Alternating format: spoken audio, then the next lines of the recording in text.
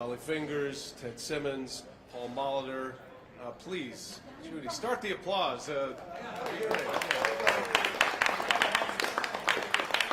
Applause now. There's probably a joke in there about shining bright lights on this group of people. They're certainly used to it, but everybody okay? You holding up okay, Uke? I didn't think this thing would be sold out. You guys really know how to draw a crowd. I mean, look at this place. So, of course, this kicks off a really cool weekend in Milwaukee. We've got a lot of events planned. There's a lot of Wall of Honor folks that are coming in, but also the Hall of Fame, and then the 40th anniversary of the 1982 team. It is still the favorite team in Milwaukee baseball history, and I had a chance to learn all about it when I arrived here. And I know these guys get asked these questions all the time, but I think they genuinely love it, and we'll find out how they feel about all these years, 40 years later. So just to kind of get things started, maybe set the mood a little bit, I think we have a video that we'd love to play and listen to and watch and roll tape, if you will. No video. Oh, the video's running now. Oh, it's playing behind you. There you are. The famous chicken. Okay. Well, that's cool. Some great images, of course, of the 1982 team. All right, so I'll kick it off. We're going to get to you guys' questions in just a moment. Then, of course, if there's anything else anybody here would like to add, we would welcome those questions. We've got a lot of members of our media assembled here from Milwaukee. So let me just start with you guys, and I'll just work down the end. Paul Molitor, we'll start with you. And my question's kind of the same for everybody. Just it's 40 years now, and you've been down this road before about this team, but from this perspective now, Paul, 40 years later, what are your thoughts about being a part of this group still? Well, I think we all admit it's humbling to think that it is 40 years, to imagine that 4 decades have passed, and how you comment on this might still be the most favorite Brewer team in history. I think we all are hoping that there's another team that takes our place and they attain that return of the World Series and go ahead and bring a championship home to the city of Milwaukee and the state of Wisconsin. But just being in the hotel earlier today, running into a lot of the people already, triggers memories, triggers stories. We're very fortunate that very high percentage of our guys are still here, and a lot of them are made the attempt to get back, and we're looking forward to spending some time together over the next couple of days. Very good. And Simba, you guys, I'm wondering when the last time you were all together, maybe the Hall of Fame was the last time, and now you've added Bob Uecker to the mix here in this event here. What about being back here as a Hall of Famer now, Ted Simmons? Well, the Hall of Fame thing has been a pretty special thing. You think about it over your life, and it finally happens to you. You really can't really grasp it. I'm still perceived as a newbie here, so took a long time. But it's only the second year I've been connected over there. But it's been pretty dramatic and pretty special. But as far as this team is concerned, there really isn't a day that goes by in my life that one of these guys from this team ends up being part of my awareness. Some days it's Wally, some days it's Vukovic, some days it's Charlie Moore, but every day since '82, somebody shows up in my consciousness every day, and I think that's what makes it wonderful.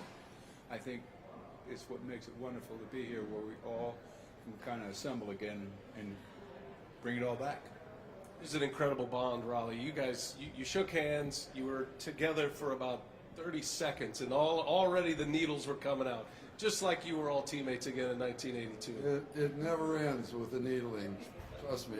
But it's great to be back with these guys. I mean, it's been 40 years, and in '81 when I was the oldest guy on the team, I think in '81, and I'm probably the oldest guy here, other than maybe you.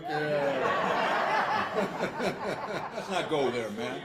I gave you more gray hairs than anybody, I'm sure. But it's fun to be with these guys again. It's really 40 years is unbelievable. It's been that long, but the '82 team was probably one of the best teams that I've ever played on. I mean, the lineup that we had, there were no holes in that lineup. I'm glad I had a Brewer uniform. I would have hated to face these guys because they were a great team, hit home runs. And being a pitcher, you know, I knew if I did make a mistake, these guys are going to score some runs. So it was fun playing with that team, and it's great to be back with these guys. And I'm sure we're going to have some good stories to tell. Yeah, great, man. The fans are so looking forward to seeing all of you. And Robin, as the years have gone by, the 40 years have gone by, maybe by decade, how have things changed on your perspective of this team? And yet here we are, still celebrating this great team. Well, and that's a good thing, I think. You know, when we all finished that 82 season, I thought we all believed in our hearts that we would be back again the next year. You know, I think we thought we were that good that that team was going to compete again for a World Series. And here we are 4 years later, and it didn't happen. I mean, it's probably not going to happen anytime soon with the group we have now. But, you know, in our minds, we can still think, at least I do, I don't know about the rest of them, I still think we could, you know, could win today if they give us a chance. I'm still waiting for the call. I think we all are. And if I think it probably 8 weeks of spring training, we'd be ready to go again. Yeah, I think Pretty long spring training. Well, you know what? I don't know that everybody has stayed in the shape that they should have, so it may take us a week or two longer. Good point. Yeah, but I think I'd like another shot at it. Well, we have individuals here that could maybe make that happen. Not sure. I think, unfortunately, even the executives might be a little beyond that, too. So it's probably not going to happen, but in my mind, it still A is. boy could dream. Yep. A boy could Trying. dream. Bob, I'm thinking about trying to figure out the angle with you, but I'm really curious.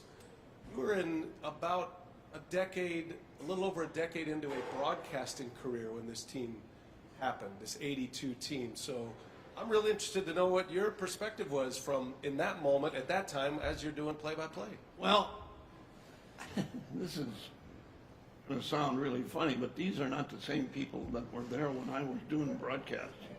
These are imposters. These are not the same people. It's really kind of sad. I don't know. But What do you think? Should we do a little check? Should we have him break out the that guy's first name is license? Jim Hand. It's not Raleigh Fingers. It's the mustache. He snuck right Yeah, in here. that's all you got to do: grow a mustache, throw right hand. No, we had a good time doing the broadcast. But the one thing that I remember about all those years with, especially with Rob and the guys that were here for the long period of time that they were, I threw batting practice every day to my three guys every day, no matter if we were here or on the road, no matter where we were. I threw BP every day and go get dressed and then go upstairs and do the game. And I mean, I spent more time probably with these guys than I did with teams that I played on. As an active player, I was with them more than I was on the teams that I played with. And after the game especially. I mean, you know, one thing I remember about Teddy, this was, and it was during a tough time. We're, trying to win and things had to be going right. I think he would remember.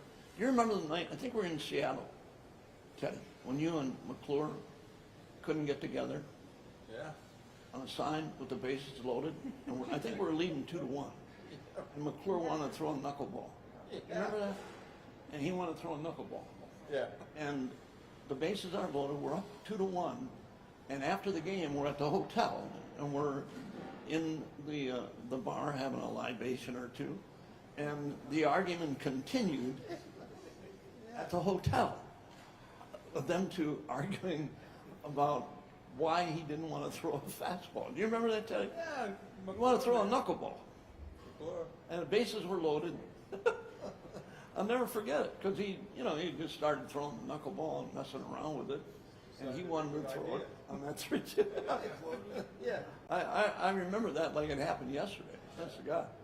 But I mean, the camaraderie that they allowed me to be a part of was really big time. I mean, for me, I had a great time with these guys, and continued even after the season. You know, we would get together and see each other. But that 82 team, and seeing Rob for the first time in spring training. Harvey Keene, Harvey's wall bangers. I remember Harvey Keene after we all watched Robin hit for the first time. Yep. Harvey told everybody that was involved with the team, don't mess with him. Don't nobody mess with him. Just leave him alone. Just leave him be. And with Paulie, the same thing. Story about you, Paulie. Do you remember Jack Ty? Jack Ty. Jack Ty was the head. He was the head Detroit with the Tigers. He was their head scout. And when the Brewers drafted you as their #1 pick, Jack Ty was over at County Stadium scouting the team, and he came in the booth, and I talked to him for a couple minutes, but he said, you know, you guys took Molitor as your #1. He said, we wouldn't have made him a #1. I used to talk to him about that all the time after that. I still remember when he told me that we wouldn't have made Paul Molitor our #1 pick. But here, Paulie goes on to Hall of Fame career, and with what we had at that time, and especially with Raleigh, Waldo, as we call him, Teddy. First time I ever saw Ted Simmons, he had green hair. Remember that, Teddy? He had green hair. He was in St. Louis. He was with the Cardinals. And it really looked good. It was lime. Yeah, okay. But it looked good in your home white. It looked really good. I'll never forget that. That's where he came up with Simba. Simba, the lion. Yeah, he had that long, lime-colored hair. It was really good. I didn't like the dress he wore, but other than that, no, it was really, really good. No, that was great, man. It's unbelievable. And Raleigh, who made winning so much easier with what he did. It was game over when Raleigh came into the game. It was game over, and that was the one thing about that club, and I think a lot of us were, with Bud being the owner at that time, and each one of us having our own Piper Cub to fly to cities to play. He spent money on the pilots. We didn't have to fly them. It was a good thing. It was a good thing for ownership that he did it that way. I promised I wouldn't let them all turn on you, but that happened fairly quickly. No, it's okay. Oh, yeah. Who are your partners, Uke, in '82? Well, Merle Harmon and Tom Collins were the first guys that came here. Were here. Dwayne Mosley was with us. Yeah. 82. Yeah, Dwayne Mosley.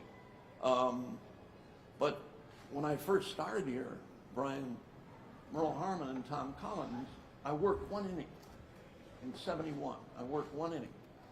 And I was comfortable because I could talk to them. Yeah. I never did play-by-play. I didn't do any of that stuff.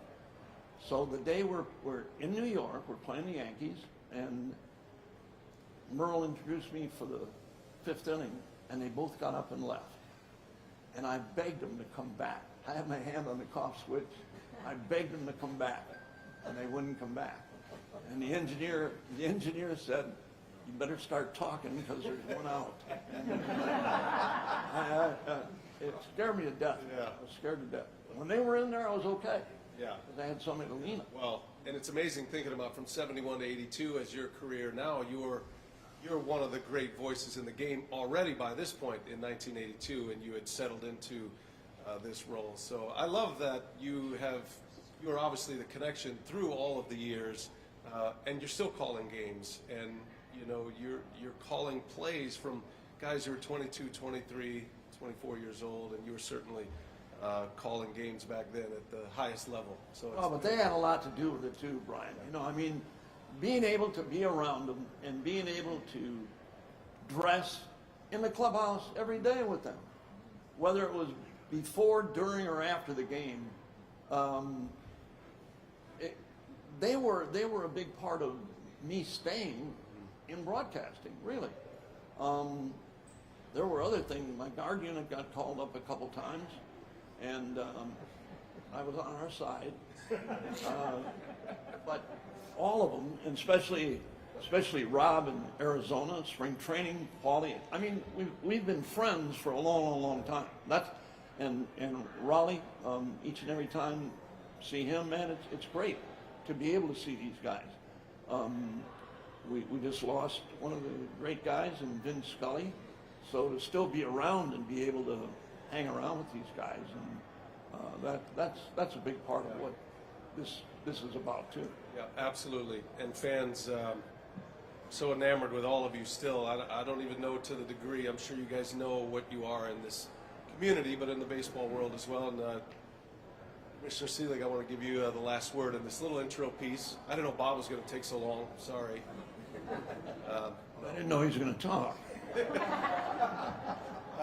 You're you're at the head of all of this, and you know, we know what we know about this team now. But take me back to 1982 and what.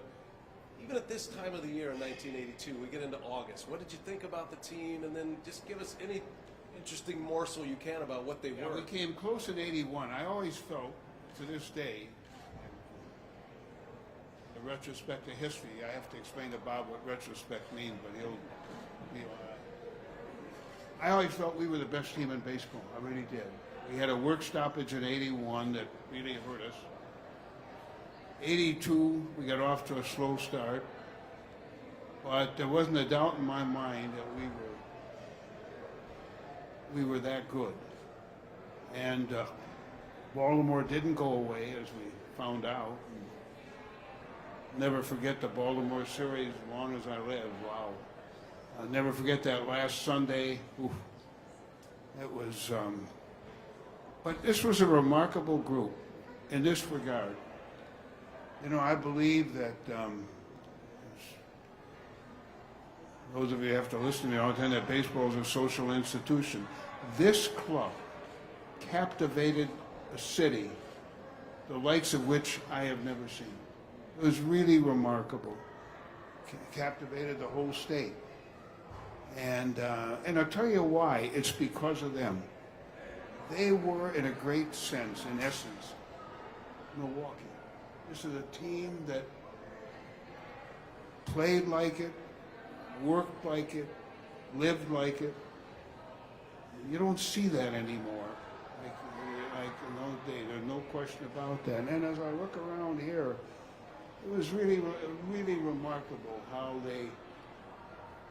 I'll tell you one quick story. We flew back from Baltimore after just watching the film clip. I forgot it was 5-2 until the ninth inning. Teddy hit a 3-run home run, and they all know how nervous I am. I was so nervous that day, I didn't know where the hell I was in the fifth inning.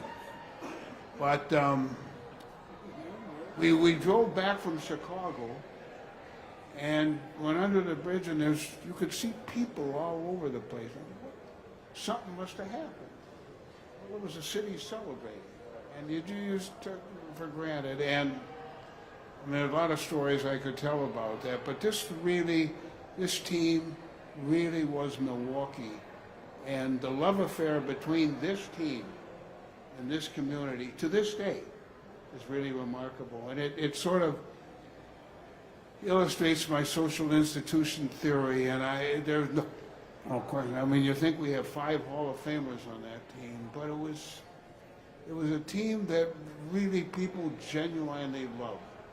Sometimes teams win and they're distant, and not in this particular case. And so, you know, here's Harvey, local kid, the manager, and it had all. It really was, in a great sense, really remarkable. And as I've said 1,000 times, if we had Raleigh. And Pete Ladd, by the way, did a great job, and I don't mean in any way to mention. But they had Suter, and we didn't have Raleigh. And honestly, I believe because we were better than the Cardinals. I have no doubt in my mind. But you all know I'm a poor loser, so that's just, here it is. I'm still mad 40 years later. But it's true.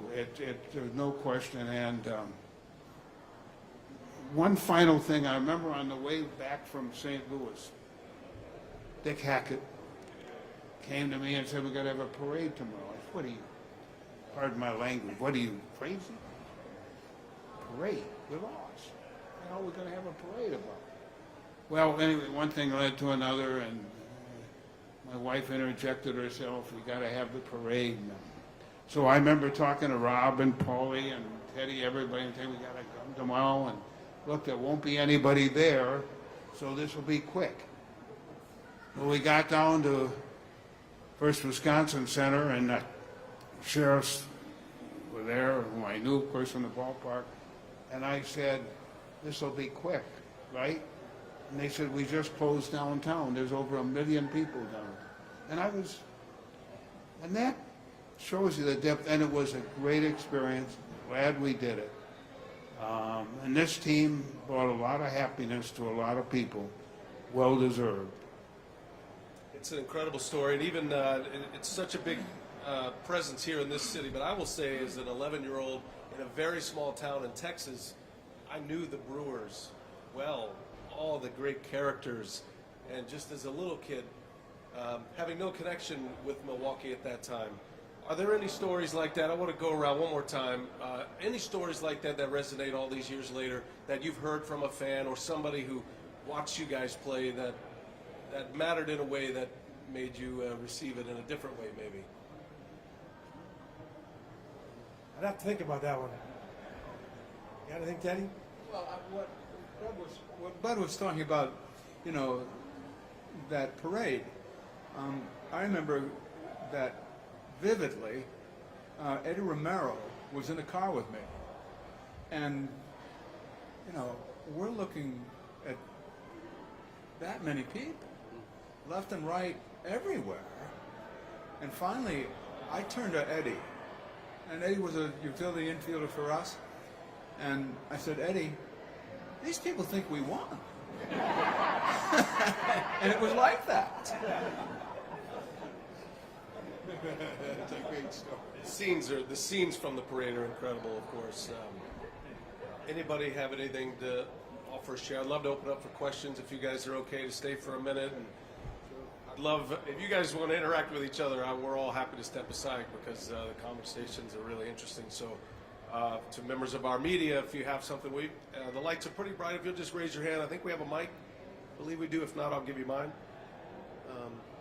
Yeah, we have a microphone. If you have a question, we'll take them now. I'm going to have to ask you to stand up, sir. Thanks, BA, for putting me on the spot. Yeah, it's Lance. Robin, when you get together with the guys and the few times that you get to do it, what do you reminisce about the most? What are your favorite memories getting together with these guys? In all honesty, we don't really reminisce. It's more like we're back in the clubhouse again, and it feels like we never left. It's mind-boggling to think that it's been as long as it's been, and we're back together, and within 2 minutes that you know what starts flying. And it literally is like being in the clubhouse like nothing has ever changed. And it's interesting how that happens. I guess I know all of us have lost a lot of brain cells from the way we did things back in those days. But the things that we did with, you know, amongst the group of players never goes away. I mean that. It's like we never left. And I don't know how else to explain it. I'm just going to add that when we get together, it's rarely about, you know, this guy had this great game or this guy hit the big home run. If we talk about something in the game, it's usually when somebody screwed up. But a lot of it's around, you know, card games or things on the flights or team parties. I mean, all of that connectedness is more about, personal connection we share with each other as much as that we had a pretty damn good baseball team. I think we got along from other ball clubs that I was on in Oakland when we won world championships. There was a lot of bickering and fighting and arguing. And with this club, the years I was here, it wasn't like that. We all got along. I mean, right now you could probably put all the guys that we had on that team on a bus right now and drive for 2 hours, and we would go right back to what we were saying and doing before, just jumping on each other. I mean, don't make a mistake on the field because we were going to wear you out. And I guarantee you, if we did that right now, it would be the same. Absolutely the same. Was there a moment in the '82 season where, when it was coming down to the end, where there was that moment of break, of levity, of intensity? I mean, you guys weren't a big team meeting team. Was there a moment, Simba? I think the biggest moment for me was in that Baltimore series. I mean, I played a lot of games, and we've all played a lot of really important games where everything sort of is on the line. But when I think back of the playoffs, when I think of the World Series, I'm a little bit like you, Bud. I think those 4 games in Baltimore were the most intense 4 games I've ever played in my entire life. And I remember that intensity. You can go back and see historically how it started on Friday night with the doubleheader, but all I can say is with that intensity building that weekend, the time I felt it was going to happen for us was when Robin hit the 2-run homer off Palmer. And I said, oh God, I felt, oh my God, it's finally happened. The release is in front of us. And that was the significant time that I remember beginning to say, okay, we can get this done, now let's get it over with. And it was that 2-run homer hit off Palmer. Right center field, never forget. Very cool. Very cool. Duke? Well, the thing about the Baltimore series that I remember, we played a game during BP every night, batting practice, called Flip. And in this key series in Baltimore, they're playing Flip before the game. And it had been banned kind of by the front office because a couple got, you did. Did you get a broken finger? No? Who got a broken finger? One of our I think guys somebody got stepped on with, or Is spiked. that what it was? I think it might have been that. Because this Flip game would be, somebody just playing pepper, hitting a ball, then flipping it. Whoever caught it would flip it, bam, back trying to hit guys in the face with your glove, smack. Put them out of the game. No, I mean, it really did happen, though. Hitting guys in the face, right, Rob? That was after the game, I forgot. No, but during that game of Flip, Teddy, you played in it. You all did. And in that key series in Baltimore, that we have to win. They have to win. Before the game, during BP, and while the Orioles are taking BP, they're playing Flip. And, I mean, smacking each other in the face. Yeah. No, that went on. That was the one thing that I remember about that series in Baltimore, that they played this game Flip. Before the game, and the Orioles guys were looking, standing around looking at them. Jesus, look at these guys, They're not tight. Nobody's tight. Yeah. We're always, as observers, we're always looking for things. Does the body language change? So that's a big deal. I mean, It's a big deal that it didn't. Stuck with me. Yeah, absolutely. Absolutely. Anybody else? Any questions? Hi, Lori. This is for the 4 players, please. I wondered if you appreciate anything now that maybe you might not have in your mid-20s right when it happened during that season. And what I mean is, travel is different now. The luxuries are more. There's, charter jets. There's more trainers to take care of injuries. There's more comforts for players. The money's bigger, the media exposure, the opportunities, all that. when you were going through the playoffs or that season, is there anything that you kind of appreciate from that era, that you played in that era, that maybe it couldn't have happened today, or you just appreciate that you went through it at that time? Well, yes, it's true that the money's better, travel's better, hotel's better, but for me, I wouldn't play today. I would rather be with that '82 team because you don't get that when you're playing a lot nowadays. With free agency and people jumping around, we were a pretty close-knit team, and I wouldn't trade that for anything today. Anybody else? We didn't have to deal with cameras and cell phones. That was one good thing. That's true. That was a luxury. And a necessity, too. Brian, there's a lot of memories that I have, but I'll still remember sitting in my box. I don't have to tell anybody here how nervous I was. Never sat, did you? I had, yeah. Exactly right. You never sat. There were a lot of F-bombs dropped this afternoon, I tell you. I had Don Drysdale and Earl Weaver's wife, and I'm smoking. Cigars lit all over the place because I forgot to. And we're in the ninth inning, and I can still remember all these years. Why does it have to be Rod Carew? Why can't it be some stiff that can't hit? But it was Rod, and he hit the ball to Rob. And funny, I remember that night I got home about 10 o'clock, and I turned the radio on, and this voice said, well, it's the 79th World Series between the St. Louis Cardinals and the Milwaukee Brewers. And I thought about all those years, and I'm not ashamed to tell you, I cried. And that's how much it meant, and that's how much this team means, because it contributed to the history, the baseball lore in this community in a way, you guys have all said it already today, probably couldn't happen today. Very good. How much interaction did you have with the team down in the clubhouse? Did you go down there often? And I'm very interested to hear now that I've. There was a lot of interaction, and I can still remember in Baltimore, nervous as I was. I think Robin dumped champagne on me. Isn't that right? Yeah, we have a very good picture of that. We do. Yes. Great memories. But can I answer the question about how he interacted? Yes, please.